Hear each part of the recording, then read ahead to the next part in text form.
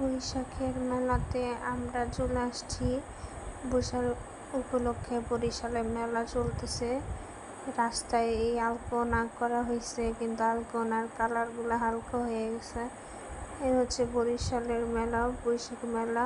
বড় অনেক ভিড় হয়েছিল আমরা যখন গেছি। মোটামুটি মানুষজন কম ছিল, আসার টাইম আরও বেশি ছিল।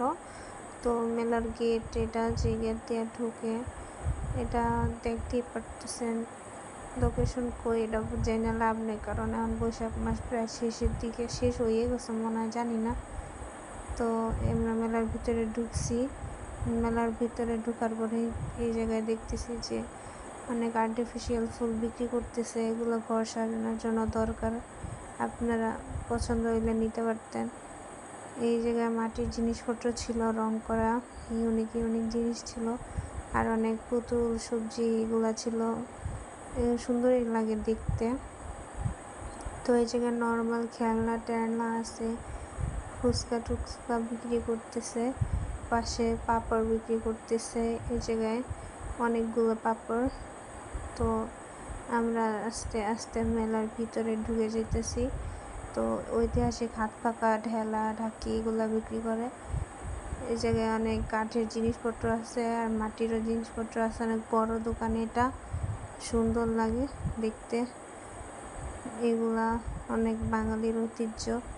এই এটা কেমন পাখা? ও আচ্ছা, পাখা দুই পাশ দিয়ে পাচ্ছে। তো চুরির দোকান, এই জায়গায় আর্টিফিশিয়াল ফুলের আরও দোকানের দোকানটা অনেক বড়।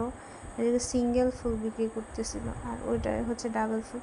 ফুলগুলো সুন্দর ছিল, আগে দেখলে নিয়ে আসতাম। আল্লাহ, এখন এর কোনো কথা। মেলায় ভালো মতো দেখি নেই, কিন্তু এই জায়গায় কিন্তু অনেক সুন্দর ফুল আছে। আর বাচ্চাদের খেলনা বিক্রি করতেছে, সুন্দরই লাগে এগুলো দেখলে। খেলনার দোকান।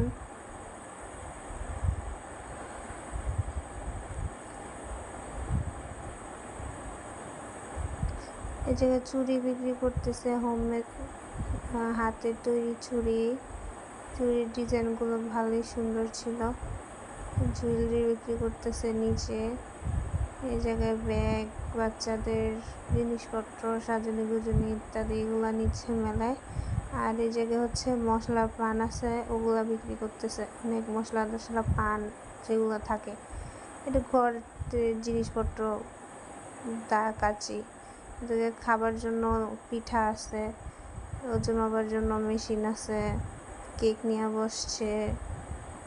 এই যে এগুলো কি ফুলের ক্লিপ, মাথার ক্লিপ ফুলের, ওগুলো সুন্দর, নিতে চাইছিলাম কিন্তু নিইনি।